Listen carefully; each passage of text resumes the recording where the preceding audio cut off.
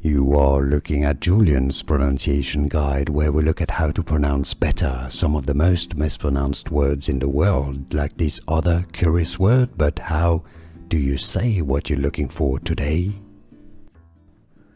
Let's learn once and for all how to pronounce the name of this mythological character from Greek mythology, a nymph. She is. If you want to learn more names from Greek mythology, stay tuned.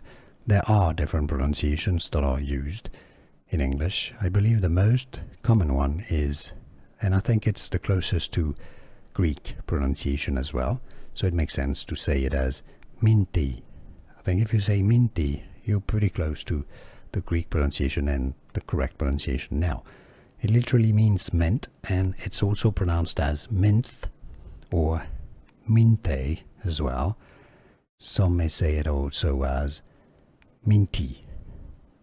Personally, I recommend saying Minthe. How do you pronounce it? Why would you recommend pronouncing it? Let us know in the comments.